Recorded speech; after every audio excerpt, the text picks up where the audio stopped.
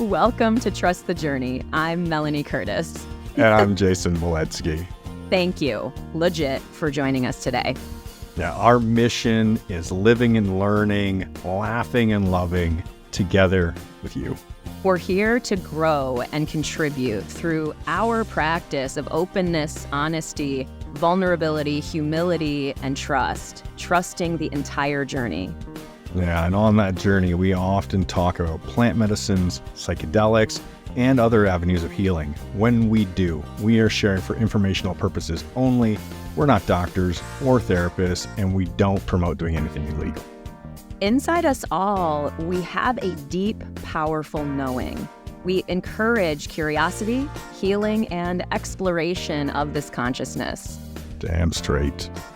Together, our handle is trustthejourney.today. Individually, you can find her at melaniecurtis.com and me at jasonmoletsky.com. Thank you all again so much for being with us. On to the show.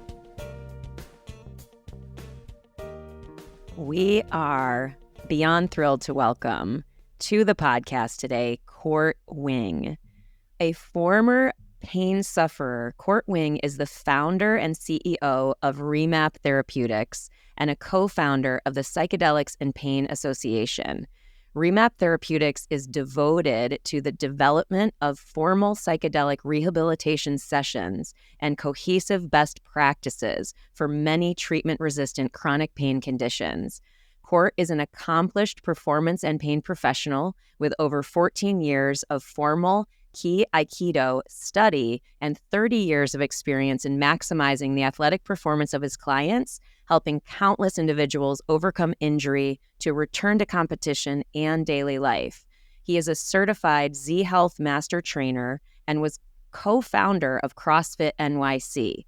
In 2020, Court was a study participant in NYU's clinical trial of Psilocybin for Major Depressive Disorder. By the end of his, quote, dosing day in the trial, he was in full remission, no longer qualifying for the diagnosis of depression. More astounding were the lateral benefits. He was also no longer suffering from low to moderate chronic pain and related neurological issues from previous injuries. Court's commitment to further investigate the healing potential of psychedelics stems from his direct experience as a participant in this psilocybin trial. With his extensive experience in applied neurophysiology for pain and performance, he immediately realized psychedelics were going to completely change the way we are able to treat chronic pain. Court, welcome. And welcome to the show. Thank you so much. Thank you. A real privilege to be with you guys today. Yeah, we are beyond thrilled to have you. I am super excited. I remember, so we met briefly at Psychedelic Science, the conference in Denver. I saw you guys on the Psychedelics Today morning show, and I feel like I had an epiphany of like, whoa, because I talk about psychedelics and the healing power of them mostly from the perspective of emotional pain, because I luckily, knock on wood, I don't currently have physical pain, thank God. And so when I heard your story, I immediately thought of so many of my loved ones, and I'm like, whoa, I want to learn more. Jay, yeah, exactly, about what you guys are doing, what research is out there, just all this stuff. So I'm not even sure where to start. We can start with what you're doing now, or you can start by sharing more about your personal story. What do you feel compelled to talk about first? Maybe just because it's happening today, and it's just sort of worth noting. So, the Psychedelics Pain Association is this consortium between REMAP Therapeutics, Cluster Busters, and Psychedelics Today. And it so happens today, Professor Joanna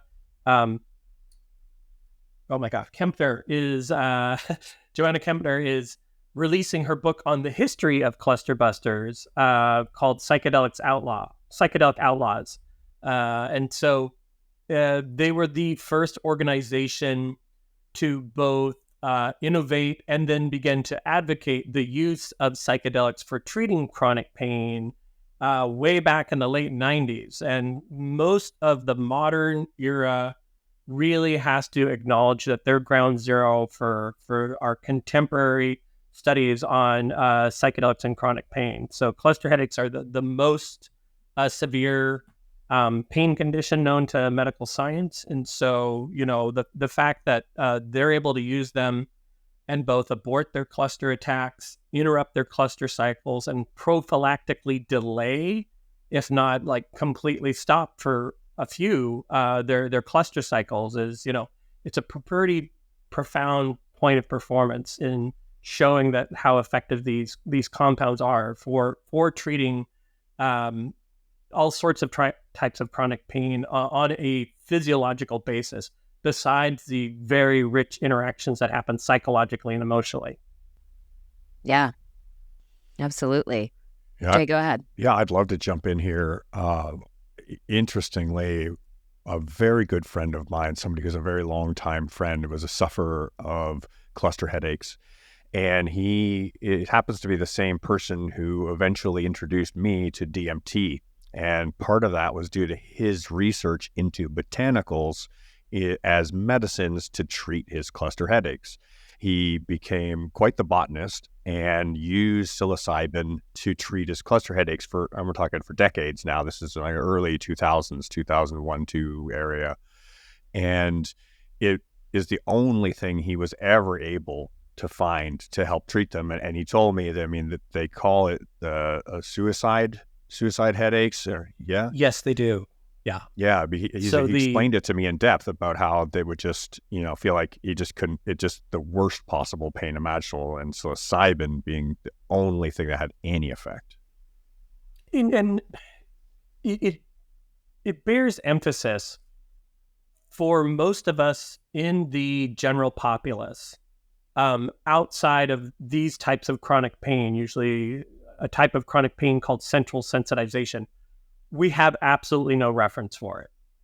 It's pain at an unimaginable level, and unless we've experienced it directly, or we're somehow, we have a loved one, or working in the field, it's literally beyond comprehension. And they think in the case of cluster headaches that it may even go past what would be the human fainting response because its severity. A lot of people, they get to a certain level of pain, out they go, right? And that's largely why it's known as the suicide headache, and there's some back and forth about what those numbers actually are, but it's far, far higher than the general populace background for suicidality, and that's frequently what we see across multiple chronic pain populations. Yeah.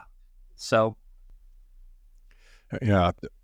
I'm going to, so this concept of psychedelics as pain medicine was something that actually came to me as a new understanding. I understood, as Melanie was saying, the application of psychedelics towards the spiritual experience, the emotional experience, the intellectual experience, but I didn't realize how powerful they could be towards physical pain. And I had an eye-opening experience with a very high dose of psilocybin, which was targeted at deep emotional trauma and ended up relieving intense chronic pain in my back from injuries that I've been suffering for decades. And I literally sat down and typed into Google, is psilocybin effective at relieving chronic pain? And it came up as one of the effects. And I'm like, my gosh, I went from hobbling around to 80-90% reduction in pain, almost instantly. And within a week, I was 95% gone. It's beautiful, right? This is the type of thing that just, it causes me like this simultaneous fit of joy and rage at the same time, because I was a chronic back pain sufferer for more than 3.5 years. Fortunately, it was resolved actually before my dosing session at NYU, but it really, really took me out. I mean, I would sneeze and my hips would buckle. It would take me 5 to 10 minutes to get out of bed. Movement that I used to be able to do effortlessly I would just kind of freeze in place for fear that it would go wrong, like when I was teaching fitness, I'd have to call someone else up and demonstrate. And I used to be known for having the best form, always very precise, very smooth. I was like the, safe and sane coach who would always recommend people scale down, do less load, do less volume, things like that, a little bit of a form East German supervisor anyways. And so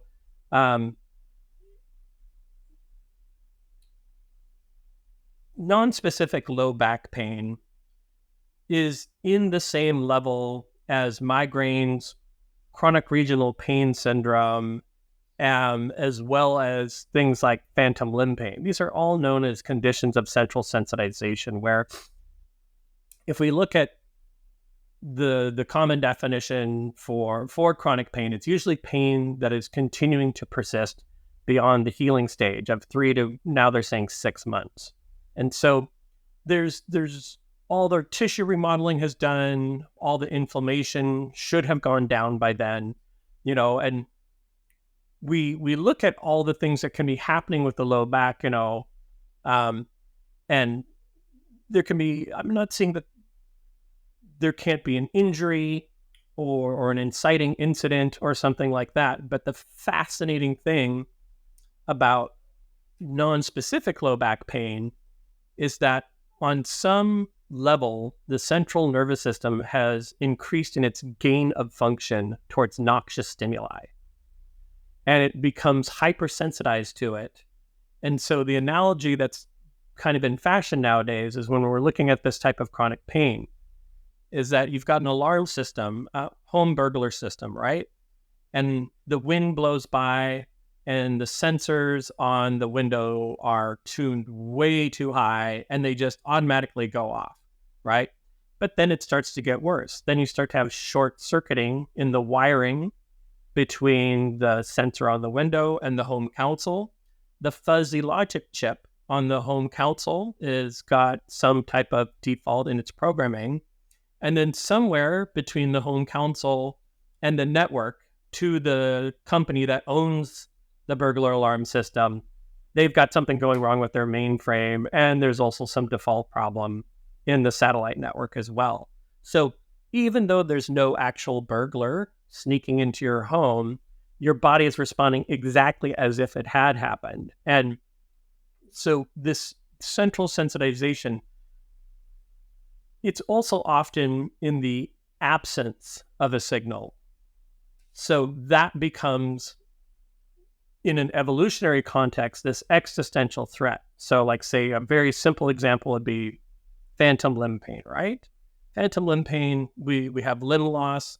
Though phantom limb pain can also happen to people with cancer, stroke victims, people with very, very advanced crush injuries or nerve injuries or things like peripheral neuropathy. Anyways, there's a total loss of signal from that affected limb up into the central nervous system. And the thing to realize here is people think that pain is a sensation that's picked up by the receptors in the limb or the trunk, that's transmitted up through the nerves to the brain, to some pain center in the brain, and it's signaling damage. And that makes sense because that's typically our common experience throughout most of our lives, but it's completely wrong.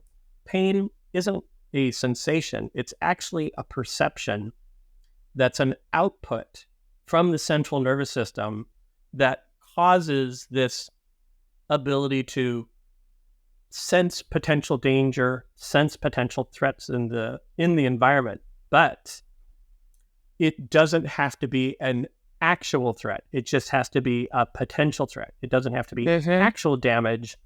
It just could be the potential of damage. And so it's incredibly contextually dependent. And, what a kindergarten teacher would consider to be painful is not what a Navy SEAL, or a base jumper is going to consider to be painful, right? And I'm trying not to go into the weeds here, but just trying to place this all to a context, right? each person's individual pain neurosignature or neurotag, it's like a padlock, a combination lock. And usually, you have an emotional component, there's the physical component, right?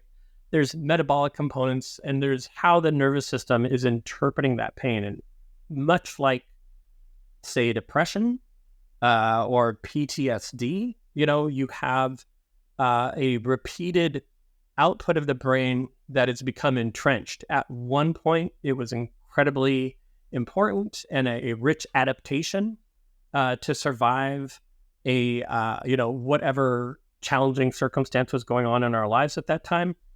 But it's become a default now, and it's being used over and over despite it no longer fitting the circumstances, right? So, when we look at something like, like Robin Carhart-Harris work into his Rebus model, relaxed beliefs under psychedelics, how that affects the default mode system. You have these entrenched, canalized outputs. And when we take a powerful classic psychedelic, it flattens that cortical landscape. So then you can get these new, novel, let's say, dialogues going across the networks. And then that allows new, simpler, and more effective and more efficient communications between the nodes to happen. And so then all this bottom-up sensory processing starts to cause this correction that happens. So with the low back is predisposed to feeling more pain than the rest of the body, except for the human eyeball, because there's this ratio between what are called mechanoceptors and then nociceptors. Mechanoceptors sense mechanical movement, nociceptors sense noxious input.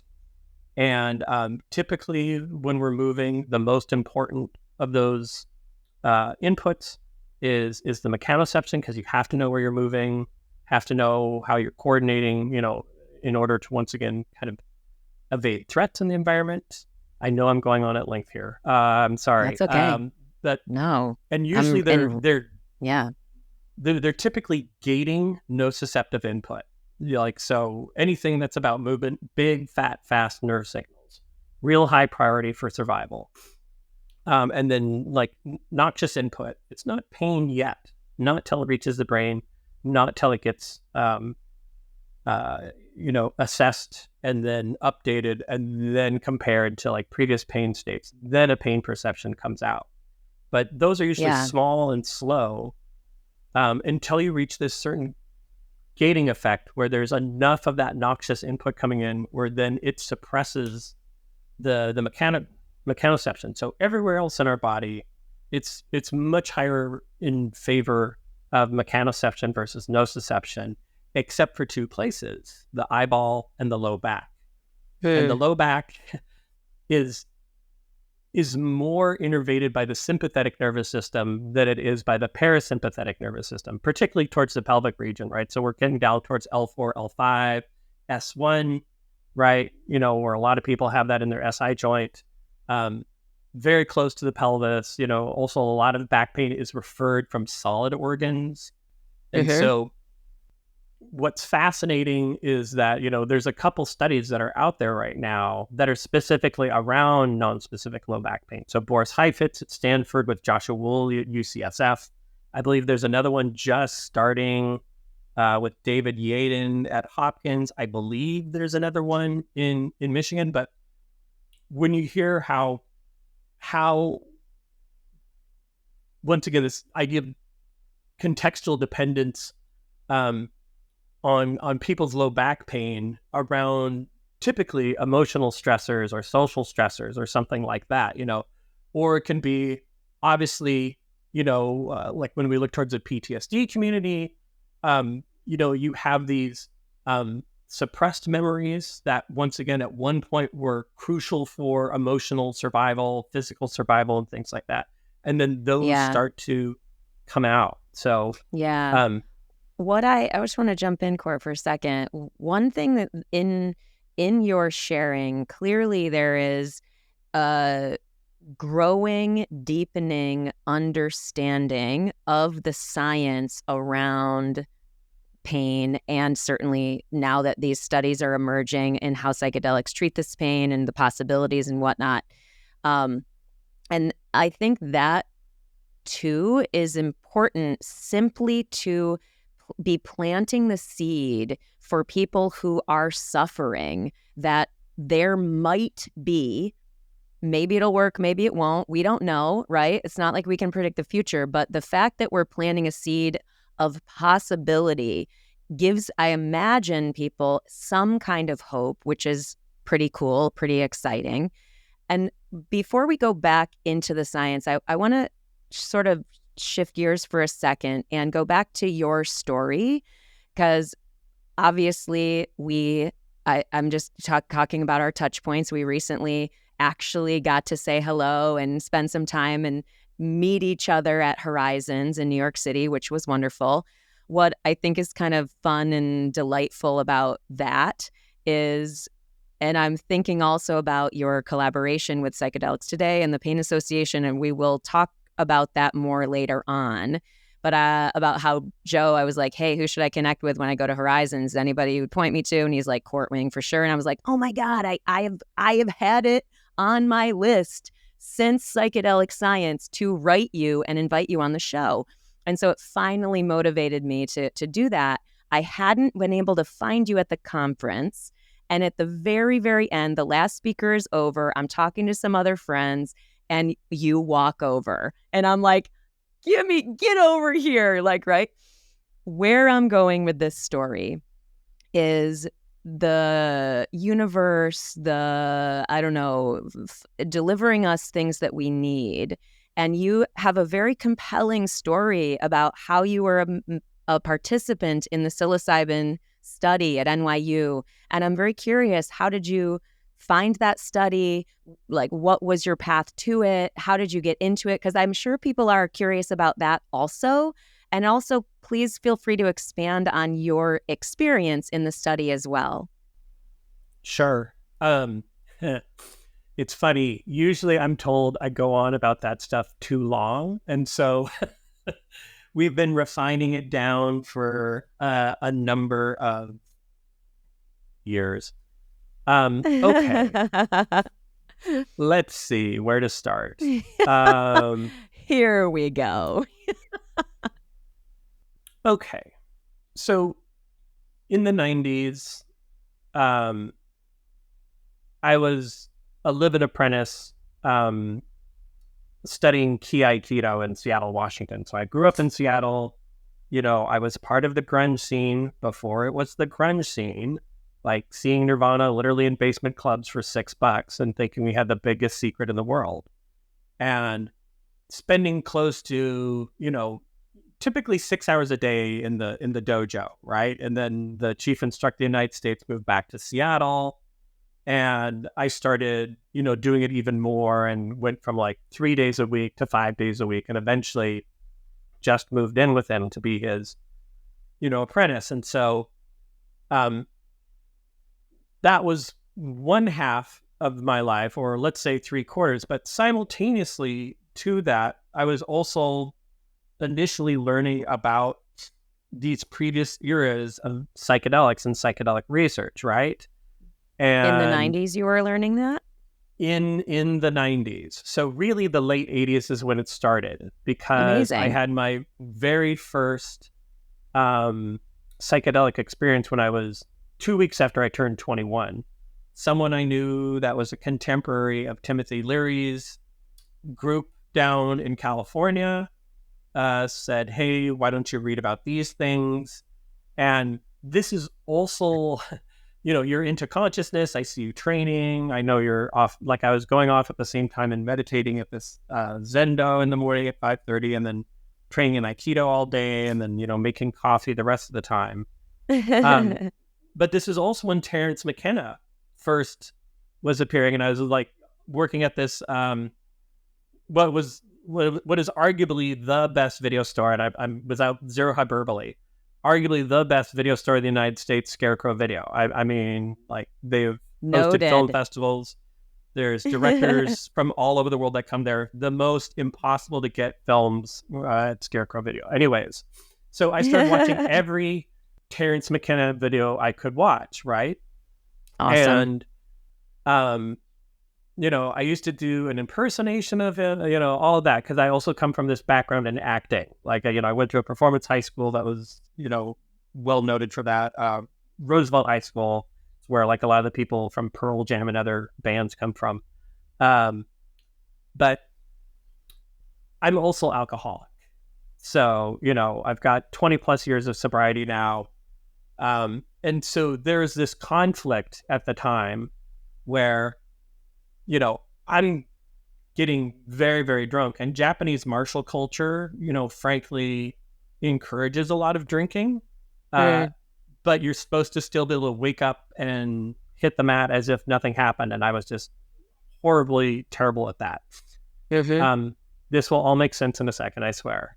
Simultaneously to that, I had, in the midst of all this going on, the first woman I ever loved committed suicide. And so about 3 times after we had, 3 years after we had broken up. And I just couldn't get over it.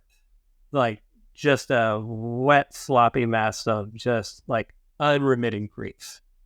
And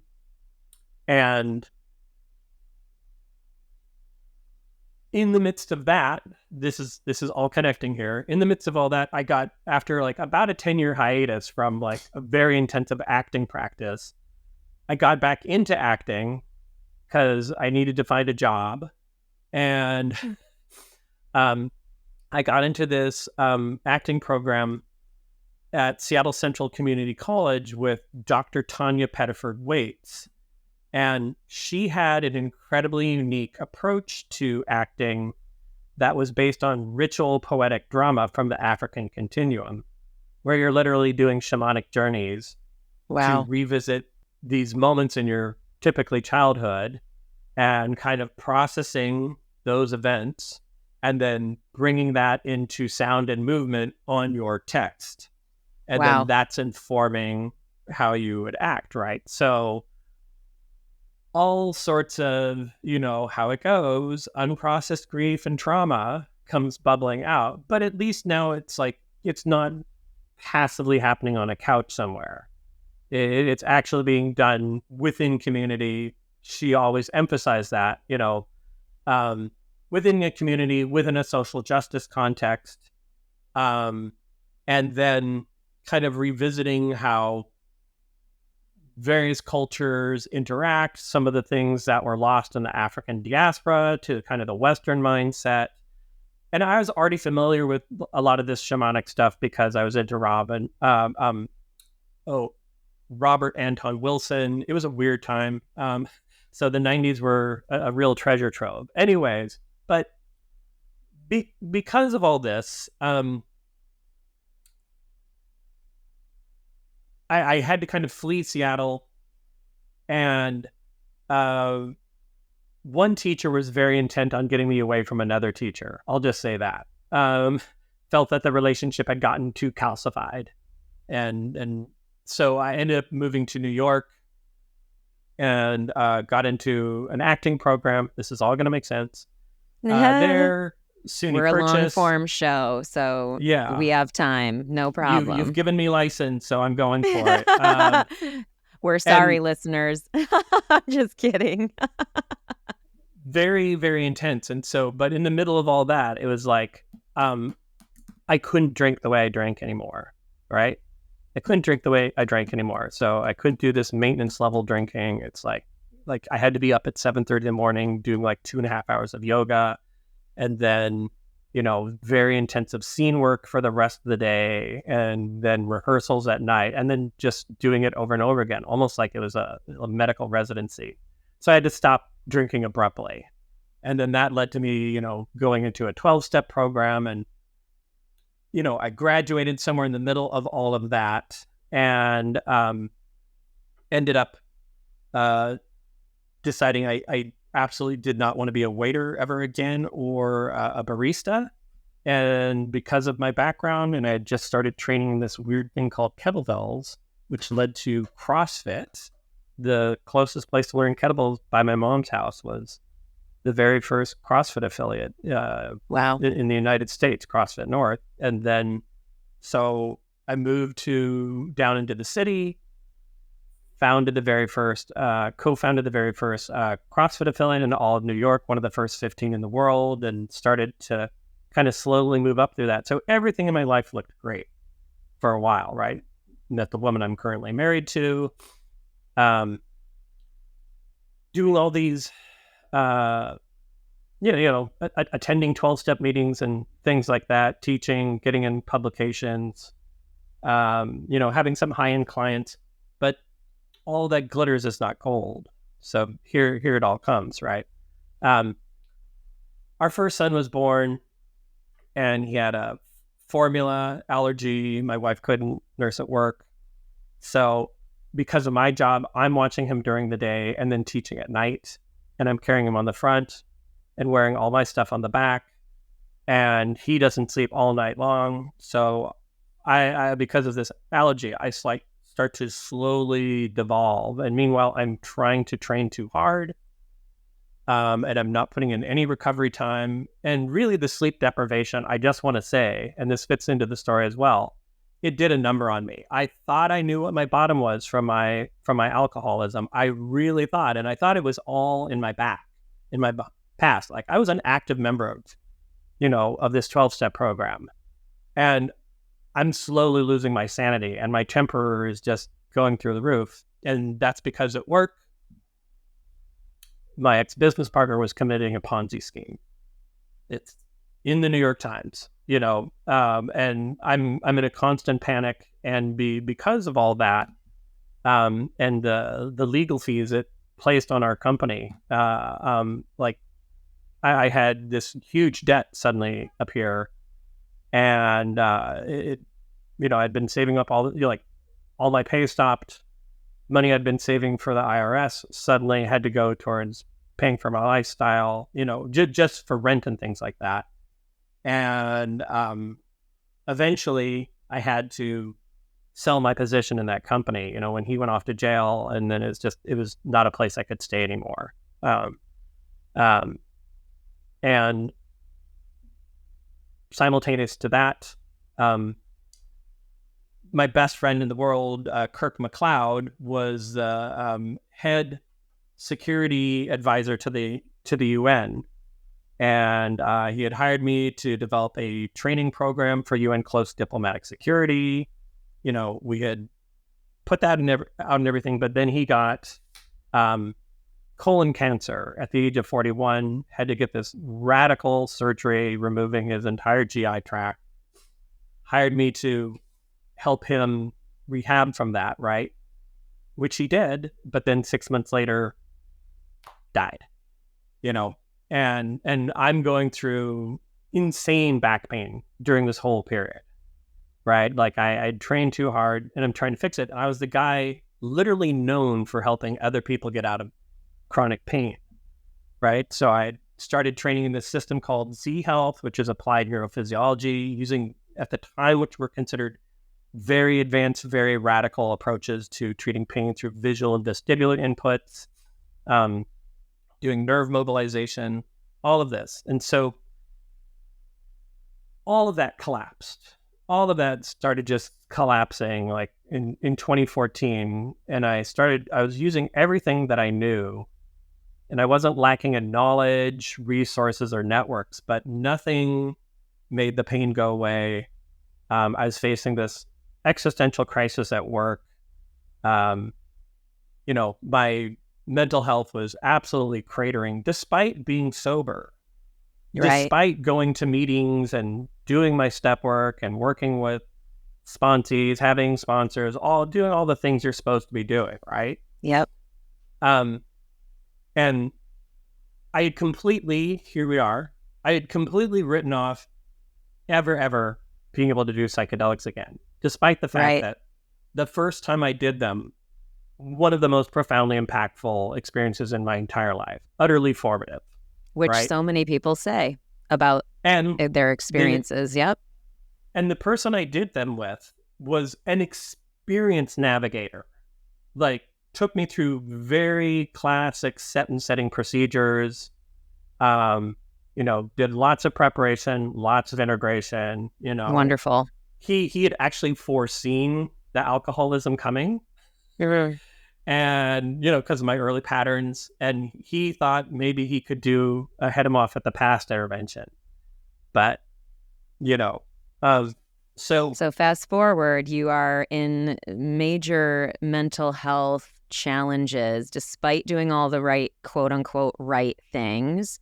And you're basically reaching correct me if I'm wrong, reaching your bottom that you thought you had reached earlier on with alcoholism, but now you're like reaching what does that bottom look like? And again, take us to where you got this, to where the study came in, because that also sounds like a massive turning point in your healing and in your professional life.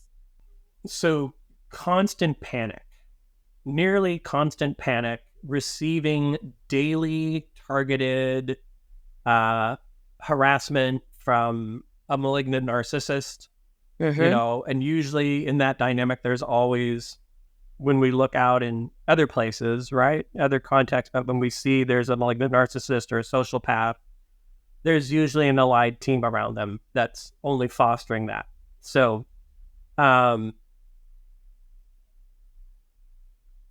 I was starting to have suicidal ideation on a day-to-day level.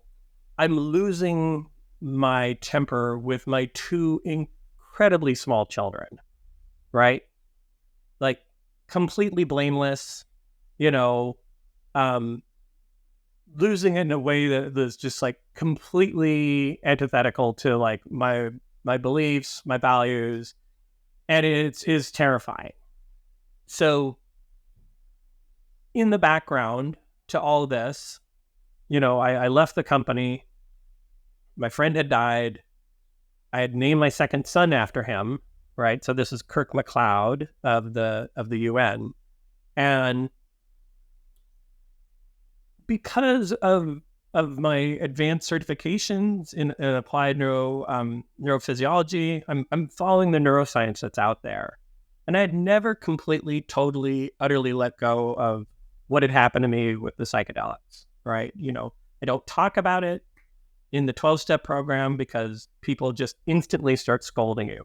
Like, there's no way to talk about it as a spiritual experience whatsoever, or any of the other things that I knew about it at the time. But then I see that in the background, there's all these studies going on at Hopkins, NYU, Imperial, initially into existential anxiety and depression for terminally ill patients. Then they start doing it for people with treatment-resistant depression. And I read scientific literature, right, because of what I do. I all the stuff into physiology and, the nervous system in both pain and performance. But these crazy numbers are coming out where you see end of day, people are in total remission. It's like, what? And it's like, I had tried standard psychotropics before, but I got sober and all my problems with depression had gone, right? All my problems with depression had gone. I have ADHD, if that's not obvious. And those had largely tamped down too, right? I was being active, I was doing the right thing. But I see these numbers and it's like 30% in remission at end of day. That's nuts, Then I start reading these papers where they're talking about changes in dendritic arborization, synaptogenesis, spinal trunk density in the prefrontal cortex. And I thought maybe. Then I heard Roland Griffiths on, I believe, the Sam Harris podcast discussing all of this. And I'm like, okay, I'll try. I'll try. Amazing. And I had already tried titrating back up onto standard psychotropics after more than a decade and a half of not being on SSRIs or SSRIs or anything, right? And I had tried minimal effective dose, nothing. Go up a little bit, nothing. So finally, I go to clinicaltrials.gov. I look up depression and psychedelics, and I immediately get the USONA trial for major depressive disorder using Psilocybin. And I see it's at NYU. There's a study coordinator's phone number. I give him a call, and Layla Ghazal answers, "Hi, and I'm like, hey, I want to apply to be in the trial." She's like, "How did you get this number?" And it's like, it's in the data, and so I had to take an online assessment, and of course I passed right away. And I thought I was kind of depressed. I thought I was sort of depressed. I had been doing the classic male presentation, irritable, isolating, really doing nothing other than going out to see, clients, but like staying in my bedroom for about 18 months, right? And I pass it right away. And then they call me back. They give me an in-person interview. I get in there and I pass that test. And then they say, it's going to be about 6 months before we can bring you in. It's like, wow. All right. And then in the back of my mind thinking, I've got to do this on my own somehow. How am I going to possibly do this? And I'm an alcoholic. Being like, right. And within a month, they called me back saying, hey, someone else washed out. Are you still interested? Right? Are you still interested? This is late 2019. And simultaneous to this, I'm doing all this research with my acting background. We're doing an investigation, biographical background information on a whistleblower for war crimes in West Africa. I had, just to throw more random color into this picture. And everything that's happening in 2019 is happening. And they say, do you want in? And so, yes. Okay. So I go to NYU. It's at Bellevue Hospital, which was not lost on me, in the psych ward. And, start doing these assessments. And I just want to emphasize the precision and granularity of these clinical trial level assessments is shocking. It's so on target. I've been through therapy for decades. I've worked with all sorts of therapists, taken all sorts of online, assessments and things like that, had looked for multiple solutions for whatever was going on with me. But these assessments were like surgical. They'd ask you one question, on a scale of 1 to 10, how do you feel about the following? What does the following say about you? And I'd be like, 4. 3 questions later, it's a word choice difference. It's a slight change in the nuance, and I'm completely sobbing. It was agonizing. Let me jump in on this point right here, because I hear something coming up that I'd like us to speak towards. What I'm hearing is there's a connector here. There's something that connects us all, right? There's a big bridge. And this conversation is around pain, right? The underlying concept of pain. And as much as love connects us, pain connects us, right? We all understand some version of pain, whether that's emotional pain, physical pain, spiritual pain, some version of pain. And it's unique and specific to each of us. We each have our own version, our own experience, right? The individualized experience. And so I want to get your thoughts on this. And let me try to get this out. So essentially, we are all a version of wetware, right? Like we're a biocomputer that's running a software. Electrical signals are processing, bio signals are processing, chemical triggers are being sent and received, and they're sending other signals. And it sounds to me like we have a multi-systems failure happening where something's shorted, a circuit has shorted somewhere, there's a bad bridge going on. And this reminds me of my career working in the elevator industry. I used to work in elevators, and there's all this electrical circuits, and we'd have these EEPROMs, and when they would run the system, right? And the thing would work for the most part, but then when one button got pushed, something wouldn't work correctly, and you'd get a misfire through the system, and you get a circuit that would burn in and start to engage in a way that it now shorts out and it melts the contacts and they stick together and they don't want to release anymore. But it's not a major systems failure. It's like it's a secondary or a third tier, tertiary type short, right? And this starts to happen somewhere, and it doesn't stop the system from running. It's just a slight irritation somewhere. But what happens is, because there's energy being diverted on an incorrect path, it starts to deplete energy in other areas, and other systems start to fail as a result of it.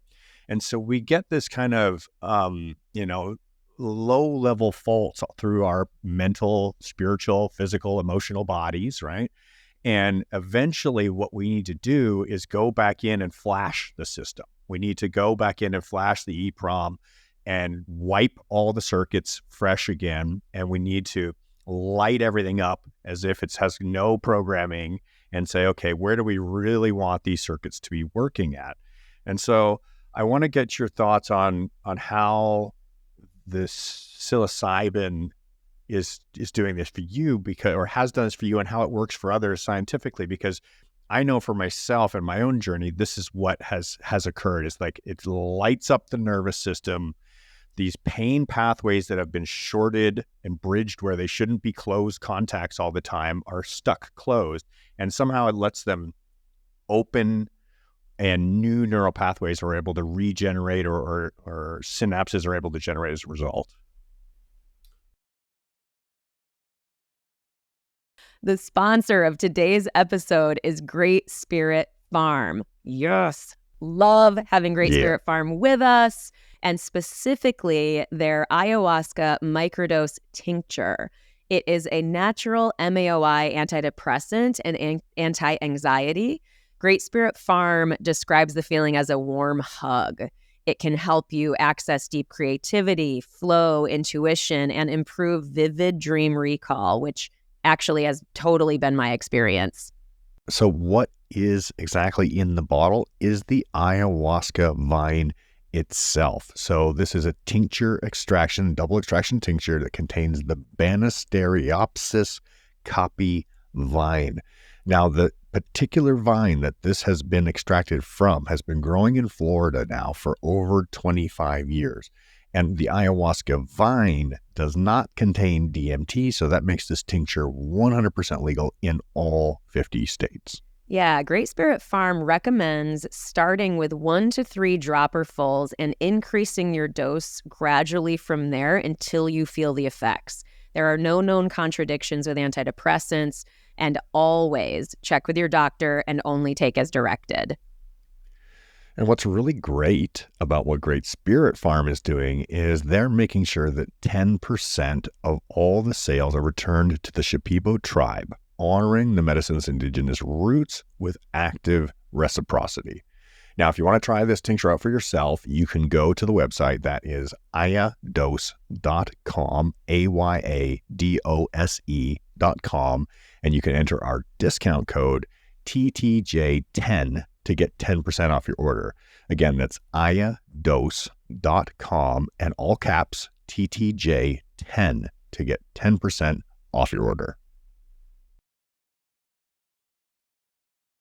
So one of the things in REMAP's mission statement is that if you change a person's concept of pain, you are changing their concept of themselves simultaneously, because so much of what is going on in how we relate to the world is how we're processing our pain, right? And how our pain is interacting throughout the entirety of this cortical receptor loop, right? So if everything we are is brain derived, and by everything, I mean literally every single millisecond of experience that we have, like from birth to death, right? So the spiritual components, all of those transpersonal things, we're still having to perceive them through the wetware, right? And that's a very nice Rudy Rucker reference, by the way. So are you familiar with Gul Dolen's work in critical period reopening? So No. Professor Gul Dolen right? Some people think she's up for the Nobel against Robin Carhart Harris for this work. So within biological systems, going back hundreds of millions of years within neurological development, there are these very tight, constrained time frames known as critical periods. Psychedelics seem to induce a critical period reopening where you're literally hitting the reset switch and it goes back and flashes the system, and it takes you to this place where pre-injury, pre-trauma, pre-infection, pre-what have you, right? It takes you back to that original internal architectural neurological default and allows you to literally restart. So the one that she's most interested in is this critical period reopening that's based on social kind of social influence that we see in, adolescence. And it opens up this ability of what's known as associative learning, and learning should be taken incredibly broadly throughout the nervous system, where as we're acquiring skills, as we're developing, and by skills, that's a very, very broad, like how do I reach? How do I grasp?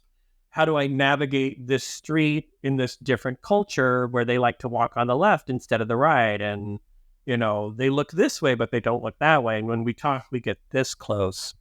We don't get that close, things of that nature. And all of this is processed unconsciously. And so this is happening at a level called immediate early gene expression. Immediate early genes, they're very responsive for associative conditioning, associative learning, right? And there's so much to say. In my previous work, working with pain folks, as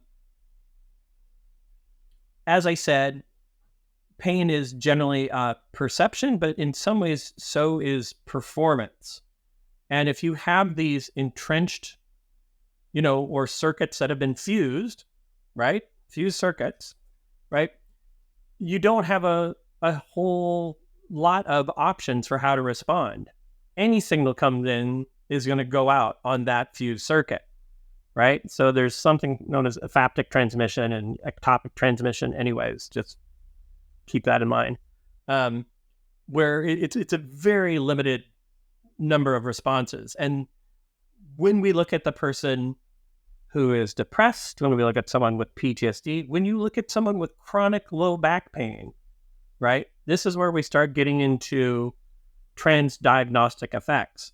Most of those folks, myself included, certainly, right?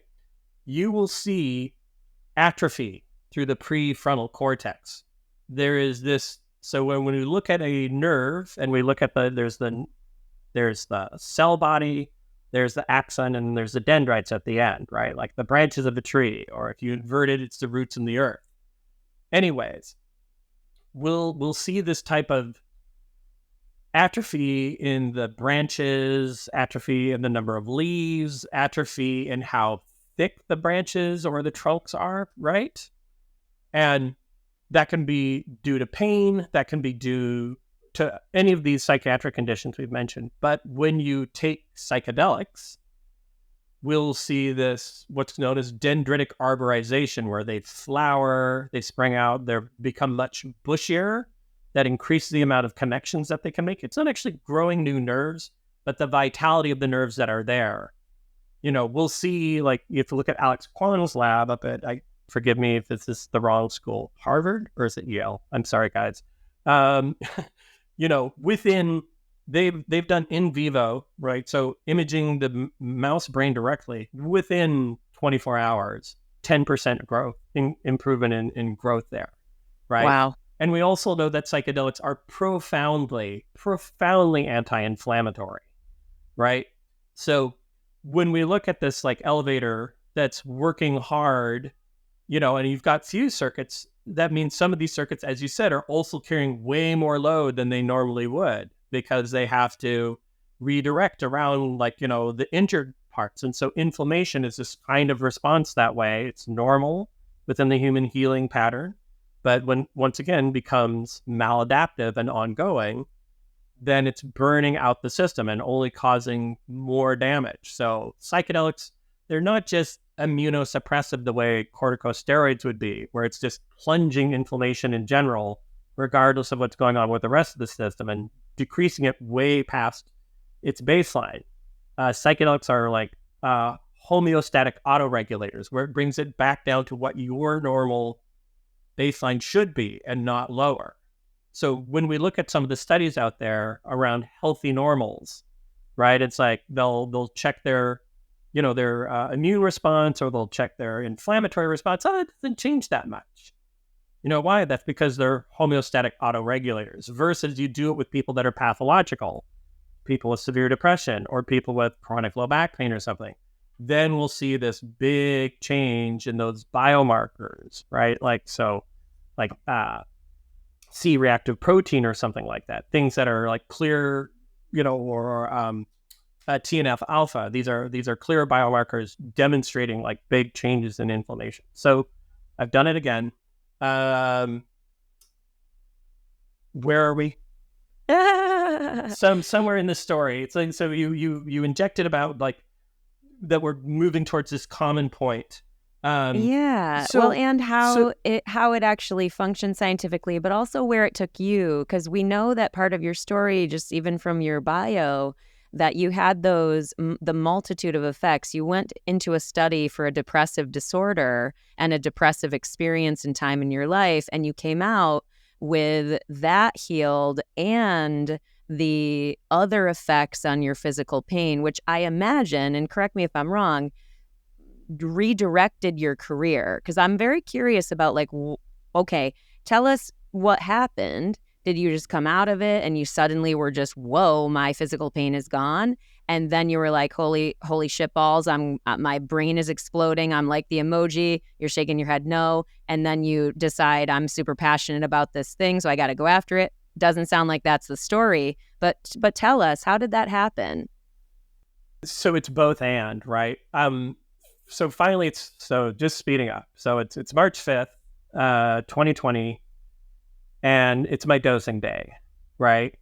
They'd invited me into the study like 3 weeks before, and I was shocked. I'd gone through like months of assessments at this point, and had beaten out something like 2,500 other people. Like, I had no idea. Wow.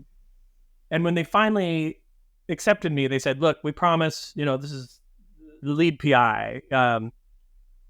So the primary investigator, and Stephen Ross. And he's like, I'm sitting there with him and Layla, who had watched me go through these assessments where like crushed me. These assessments were like just so awful. I mean, not in a malicious way, but it's just, there was no hiding anymore. It's like we mask to society, we mask to our family, we have to work, we have to get through our day. But I had no idea the degree to which I was masking to myself. And, he says, you're in a study, okay, great.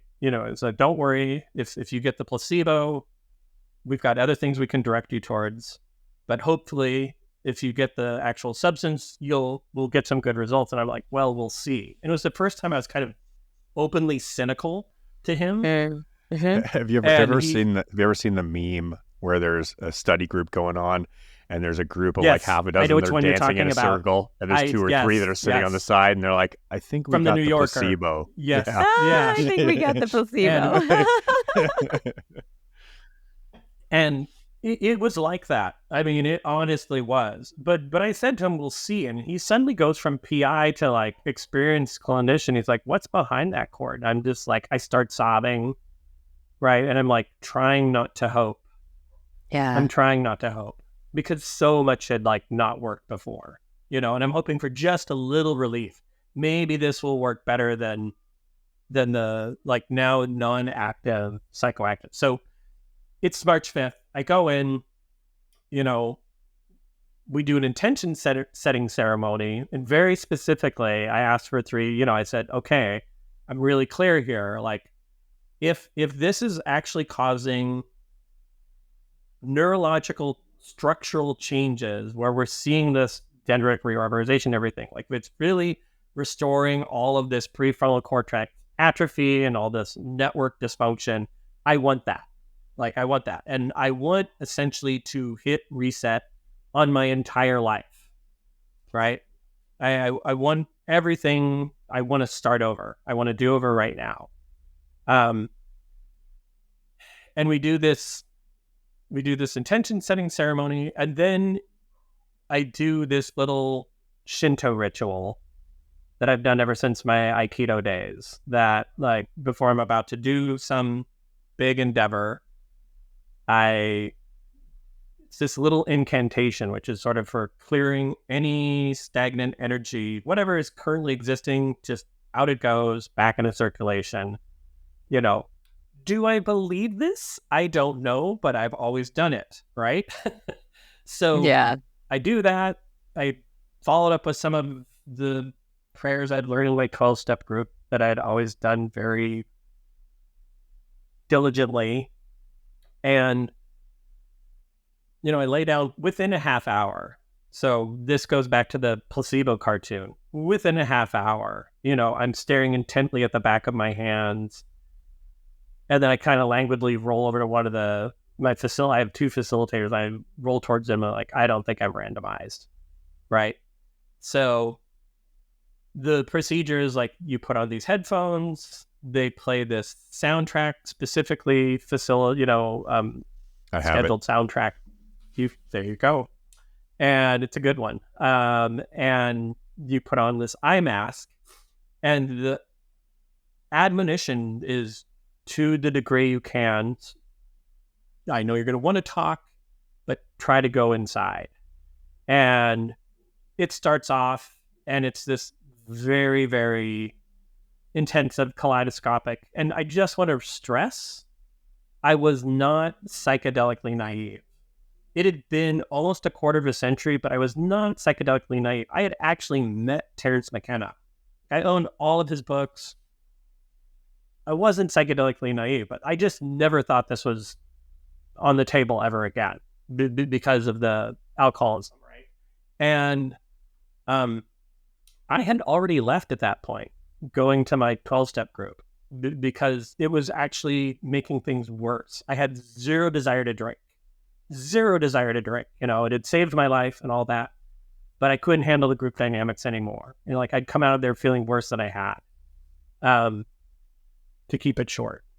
And so this very intensive, immersive, kaleidoscopic, geometric unfolding of reality is surrounding me. And everywhere I look, it's like there's this wood carving of the face of every indigenous person that had ever lived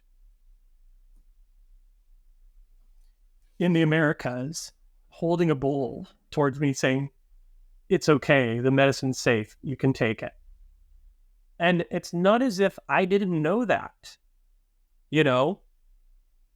but still there's this desperate fear in me that it's not going to work. And I'm also terrified. It's like, am I somehow hiding within me an urge to just use again because things are such shit? Am I substance seeking here? But I was literally following the science and previous experience and my reading, right? And so I let that go, and then I watched that culture proceed all the way forward into the 21st century, and we're out in the galaxies. And it's going along, and then my leg starts tremoring. And it's this pulsing, tremoring, fasciculating, right? It's like, oh, that's kind of interesting. Feels a little bit like a TENS unit, And it's kind of going, and then finally, much as what's kind of going on over there, Corey? Oh, my leg's tremoring. I go, I can stop it if I don't if I concentrate on it, but if I let it go, it'll just start up again. And like, okay, we'll just and let us know. Eventually, it's like really, really, really going. And to me, it's a non-issue. I'm like, I've been dealing with this chronic pain. I'm tracing the neural pathways down. I know it's somehow related to my big toe and to previous damage in my knee and other things. And it feels honestly like I'm getting like a very advanced massage. But they think it's like potentially I'm like the third person in the country to be in as a study trial participant. They think potentially it's a seizure. And eventually they bring the PI back into the room because they're like, what is going on over there? And I'm like, oh yeah, someone's doing, some type of somatic treatment on me for free, and he's like, what's up, court? Do we got to stop the trial? Do I have to take you down to the ER room? And as if I'm from the other side of the galaxy, I'm going into my peak, right? I'm a good hour and a half, 2 hours in now when this is happening. And so barely able to form a sentence. I'm like, no, it feels like a TENS unit. Do you know what that is? No, he didn't know what a TENS unit was. I had to explain, and he's like, stop. And so I go in and he's like, okay, he says he's fine. Let it keep going, and that made all the difference in my life right there. My ex-girlfriend, my dead girlfriend visits. And we reunited in like every sense you can imagine. And there's a part of me that had suspected, but to really be visited by the no longer living and to reunite that way. And it got very, very heavy and rapidly morbid too. I kind of don't want to create any triggers here for anybody, but it's like by the end of that, I'm literally trying to drag her back from being pulled into hell, more or less.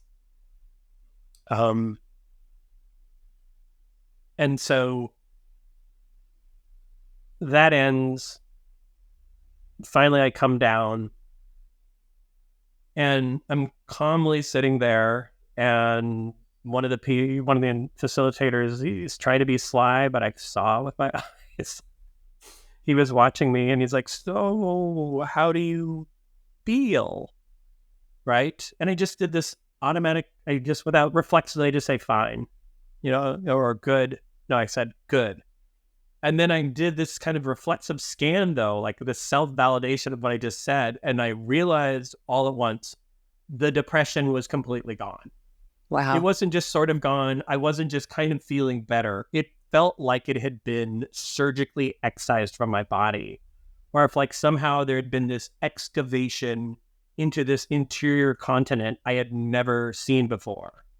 And once again, I was not psychedelically naive, but this was not at all like any of my previous experiences, doing it in this therapeutic context. And I was like, are you serious?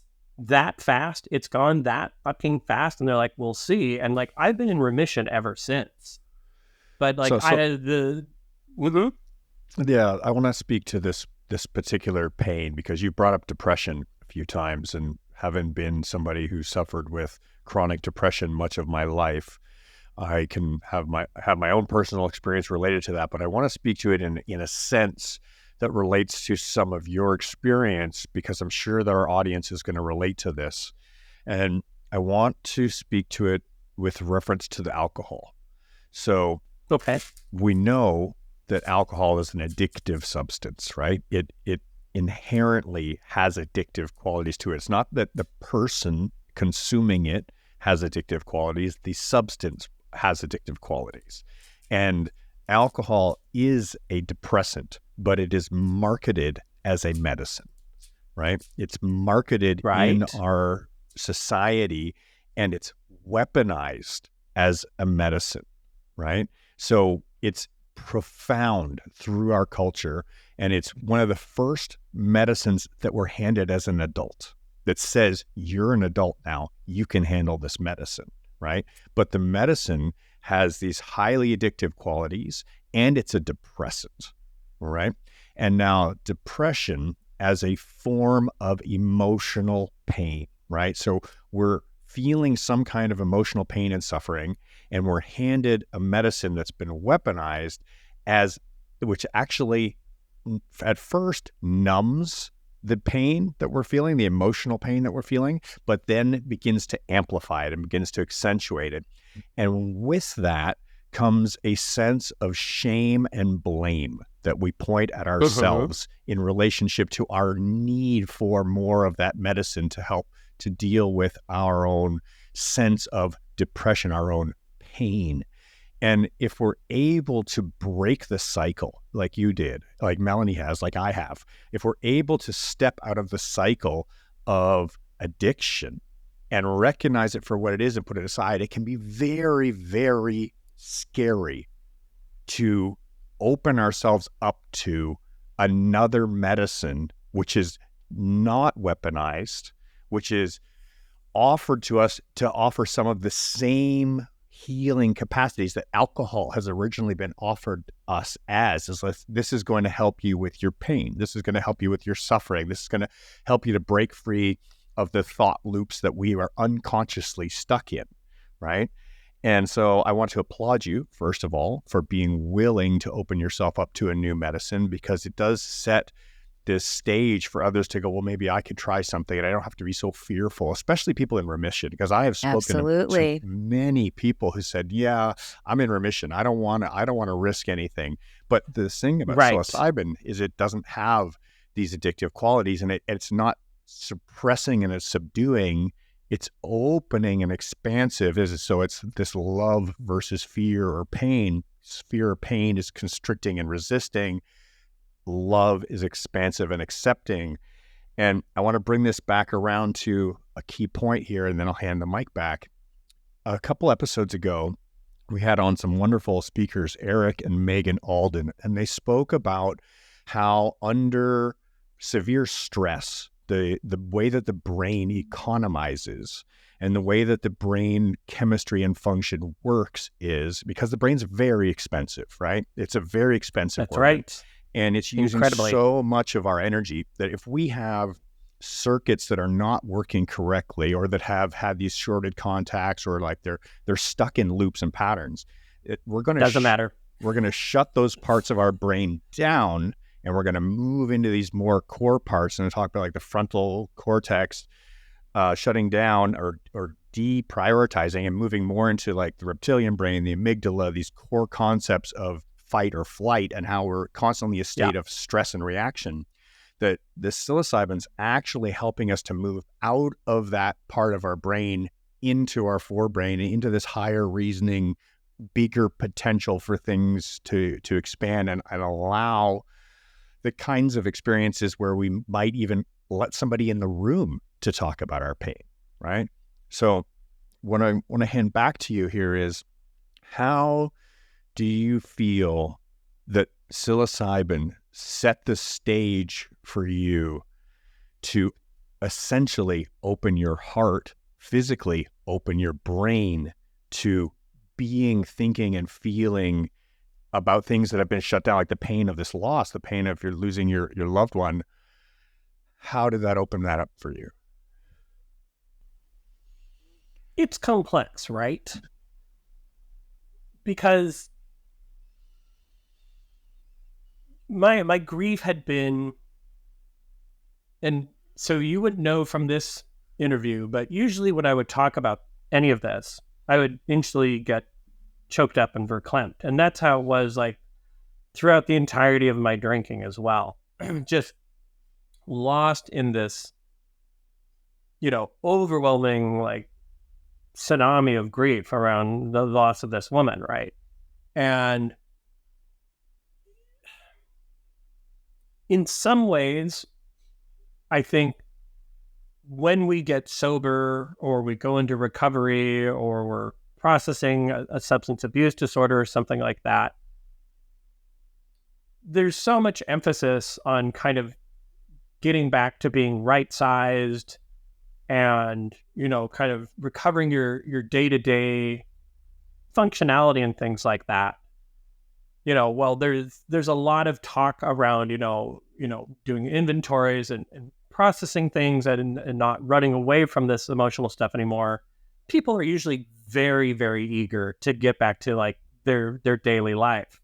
And so this stuff tends to get just naturally suppressed. And usually people that are in intense grief, it can be threatening to other people just because like we've all got it coming. And it will remind them of, it starts kind of knocking, I think, on their basement doors. So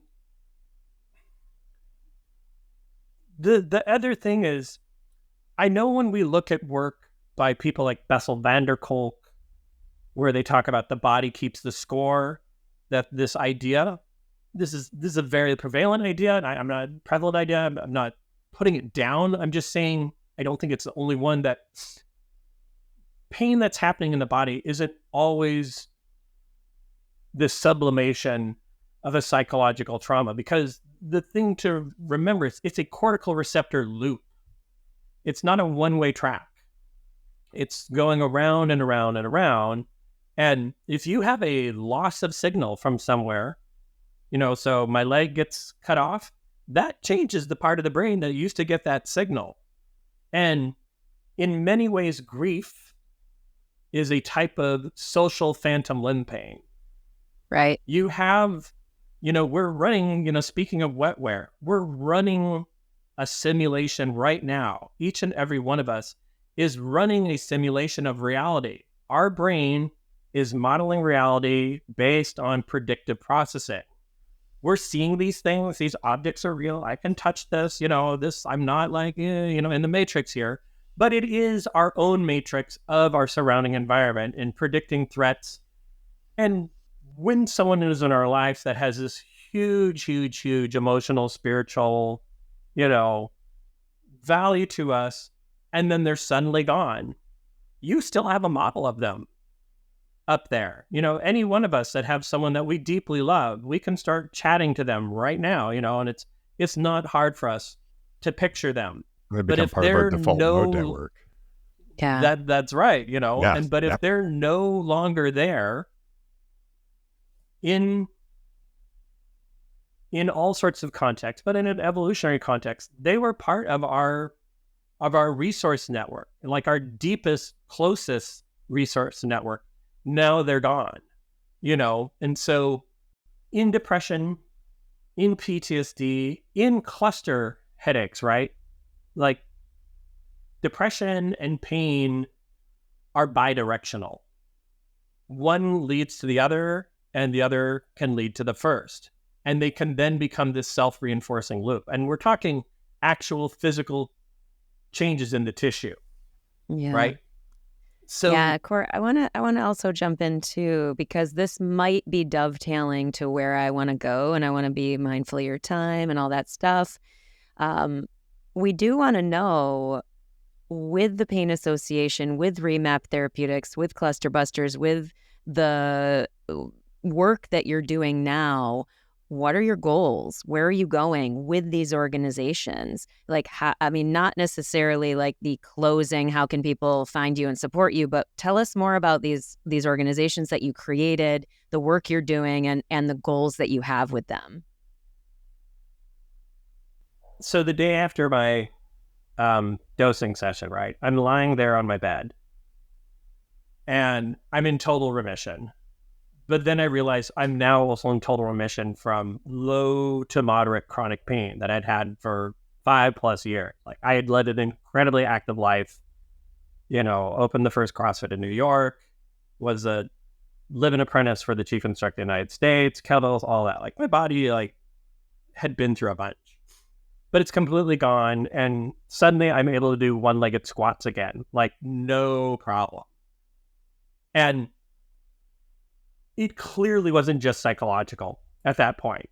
Not that when I'm saying just, I'm not trying to minimize, but there was obviously changes going on at a neurological level, at a metabolic level, at an immune response, right? And like I had altered gut sensation for a month after the dosing, and like the richest bed of serotonin receptors is in the GI tract, right? So I'm lying there, all this stuff is happening, and then I'm like, with this rich of visual field interaction and neuroplasticity that happens this fast and this strongly, out of nowhere, it just comes to me. Why couldn't you combine high-dose psilocybin with mirror box therapy to treat phantom limb pain? Like, voila. And I thought it was like, I've completely discovered a whole new approach here. Like for our audience, right? Can you explain what is mirror box therapy? Sure. So very succinctly, yeah. Succinctly, when you lose a limb, it creates a gap in your somatosensory cortex. There's this map. We have multiple maps throughout our brain of like all the structures in our body. When you lose a limb or you lose all the neural input from that limb, all the sensation, that creates this huge gap. In an evolutionary context, that's a huge threat. Either a saber-toothed tiger has just pulled your leg off and you're bleeding to death. You have dry gangrene and, the infection's going to spread. It always means imminent death, almost without fail. We think actually we never evolved past that. So people that have phantom limb syndrome almost always also, a large portion of them have phantom limb pain. And it's bizarre pain. And it's pain that it's like an itch you can never scratch, right? But the size of your leg.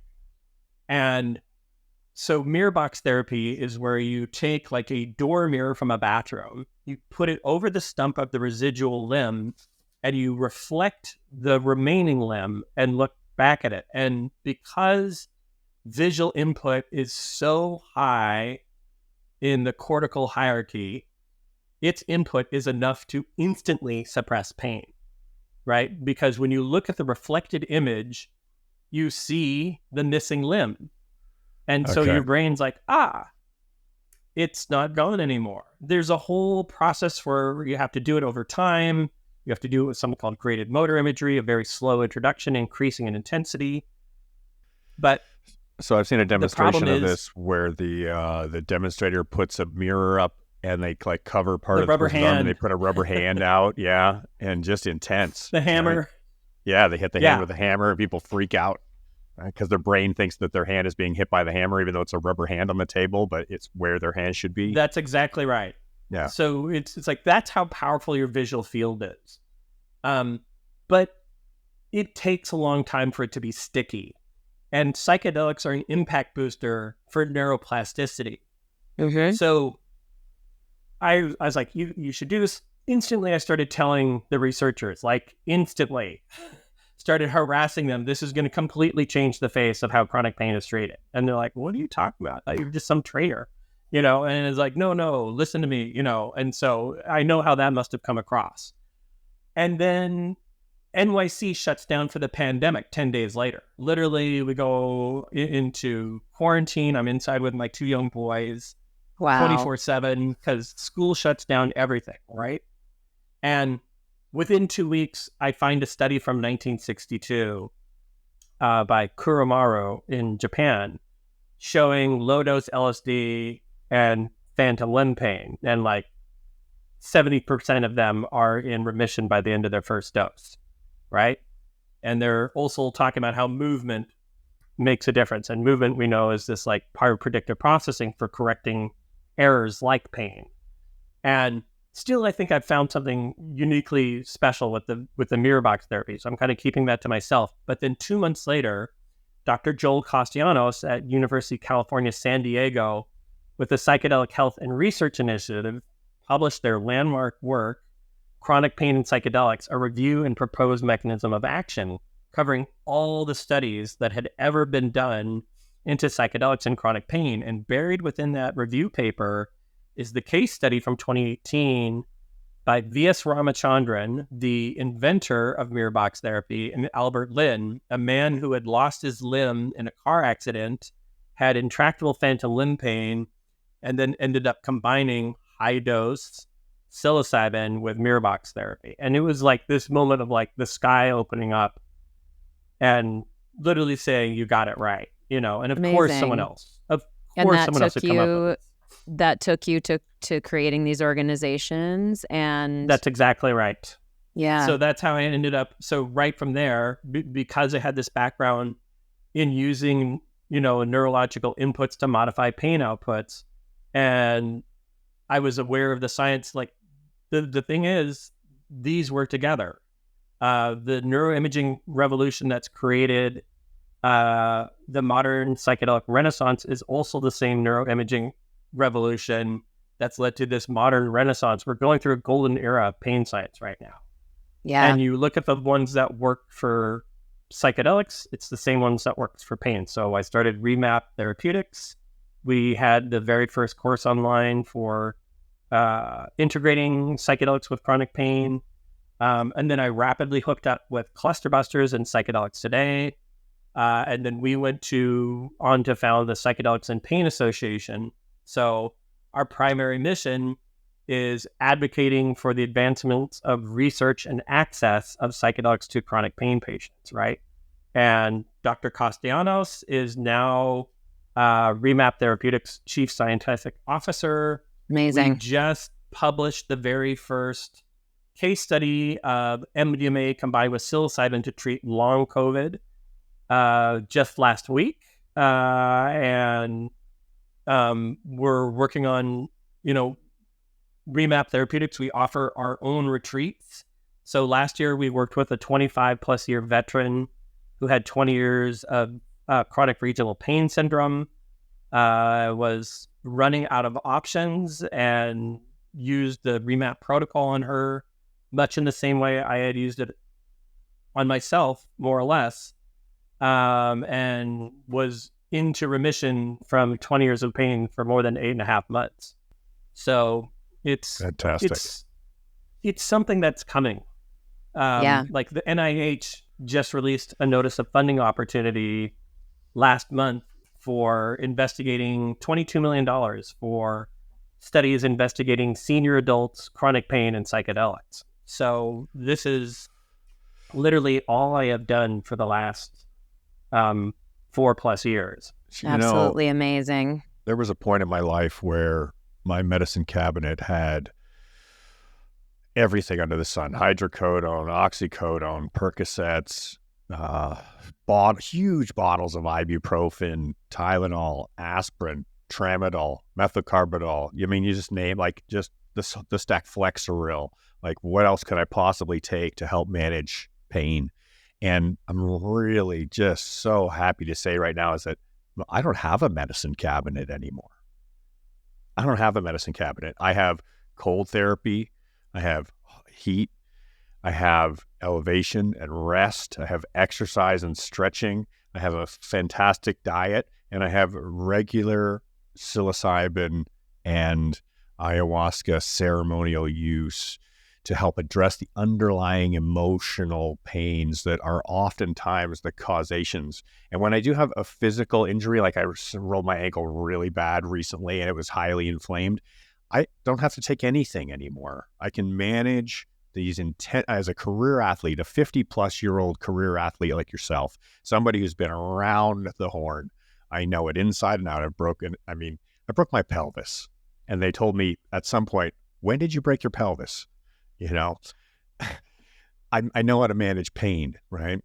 But now pain is something that I'm modulating through a greater awareness of self. And I think this is the big lesson that we're hearing in your story here, is that it's when we talk about addressing pain, it's not that we're just treating one system of the body, right? It's not this has been one of the great failures of Western medicine, has been this isolation approach to each system being separate from another and being able to just wall everything off when it just doesn't work that way.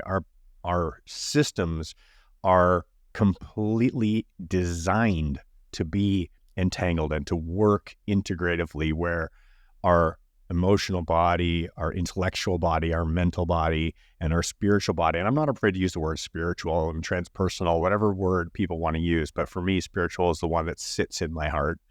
These parts of self all need tending to, and we won't be able to relieve systemic pain, whether it's depression and it's dragging down our emotional experience in life, or whether it's physical pain like lower back pain that we've both suffered from, or whatever kind of pain we're talking about here. We're not going to be able to address it until we become systemic, until we start looking at all the parts of self and looking at what we intake, what are we eating, drinking, breathing, thinking, what does our life look like, and what are we outputting, and how are we allowing ourselves to process these experiences? Yeah. And Cor, I want to take the opportunity to acknowledge you for your willingness and bravery to follow what you knew, what your intuition, your heart, your body, your experience, your knowing told you to go toward.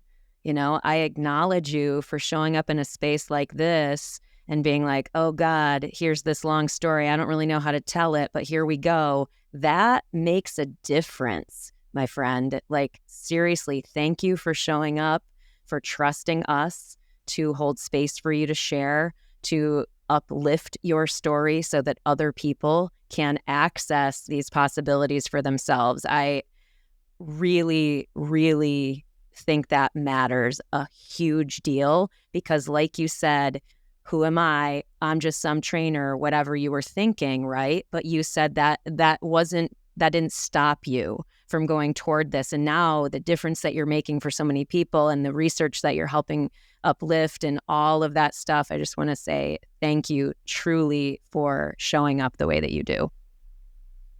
Well, thank you so much for giving me the opportunity. I just want to encourage people to please visit psychedelicsinpain.org. We have a free 5-hour course on there that's aimed at, Amazing. It's a high-level overview of the mechanisms of action for psychedelics and pain, aimed at clinicians and practitioners, because we really want to emphasize as the PPA that the way that you treat pain with psychedelics is different than the way that you treat psychiatric conditions.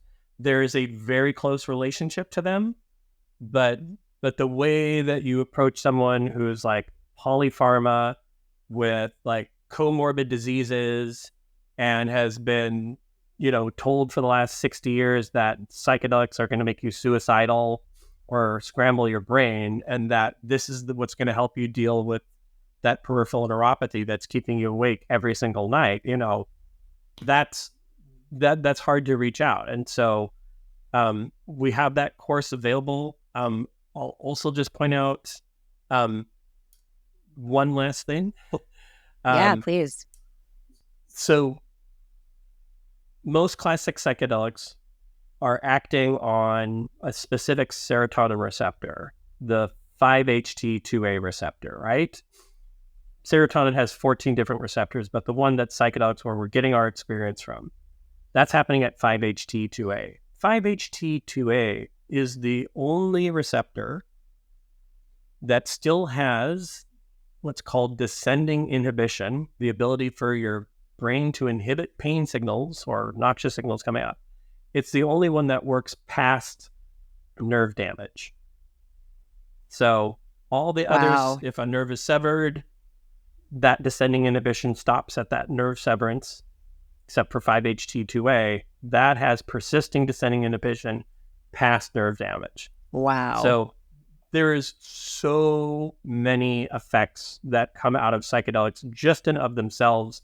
And when you couple them with adjunctive therapies like physiotherapy, right, or with psychotherapy, it's a huge opportunity for us here. Agreed. So yeah, absolutely. So psychedelicsandpain.org. Is that AND? What else? Yeah. What else can we where else can we could direct people to find you? What else do you want to share with our audience before we close? If they can come to remaptherapeutics.com and they'll see. So each year we hosted the world's first Psychedelics and Pain Symposium with all the researchers around the globe that are doing this work. We've had 3 so far. We're going to have another one coming up in September. It very well may be free to the general level audience. There might be a separate track for professional, but we will definitely have a section of it that's free. So this is all the current research that's going on. You can find me on my socials. So, on Twitter/X, it's Remap Therapy, at Remap Therapy. On Instagram, it's remaptherapeutics.com. I'm trying to think of where else. That's between Remap Therapeutics and the Psychedelics and Pain Association, psychedelicsandpain.org. You'll find plenty. And Awesome. Just had a huge article also drop in Vox. That's a nice little ditty, so people can take a peek at that as well. And we'll just include thank all you this both stuff for... all this stuff in the show notes. Sorry, go ahead. Yeah. No. It's just going to what you said about the courage. I appreciate that, but I will say to a person, and this is particularly true of Bob Wold, who is the founder of Cluster Busters, but to a person, everyone that I've met within the psychedelic and pain space feels morally obligated to disseminate this. Because once you've been through this level of pain and then you find the relief, it's like you want to tell virtually everyone else that you know. And like all we've done is push within the research circles to like, please give this more focus. Like, as far as the reach of psychedelics for emotional and psychological distress are, what this can do in terms of chronic pain it's shockingly massive. So, 1 in 5 Americans suffer from chronic pain. 1 in 14 suffer from high impact chronic pain, and we're seeing this also for, infection acquired chronic illness, autoimmune diseases. Really, it's become this giant sphere that we'll never run out of, space to research into and, develop solutions for people that are suffering. Thank you so much, Court. You're an absolute wealth of knowledge and experience here, and we truly appreciate you being willing to share your stories and taking a leadership stance and helping to give this back to everybody else in the world. So it's a real pleasure having you on the show, and thank you once again. Thank you both. So much. Thank you, everyone, seriously, for listening, for spending your valuable, valuable time, energy, and heart with us. Every bit of it makes a difference. Yeah, thank you. We would love it if you could show your support for the show by subscribing on YouTube, Spotify, or Apple Podcasts, or follow us on Instagram. You can always click the like button, leave us a comment, or share an episode with somebody directly. Like we mentioned, every month we host integration coaching circles. So much good work is happening there. You are invited to join us. Go to trustthejourney.today/integration. The Trust the Journey family includes these integration coaching circles and our private Facebook group where we connect and support each other. Join us by going to our website, trustthejourney.today, and click the orange Patreon button. Yeah, thanks. It's your support and engagement that make the show possible. Thank you. We're here to connect with you. Feel free to DM us anytime on Instagram. We're at trustthejourney.today. Thank you. We love you. We love you. Keep laughing, keep loving, and keep trusting the journey.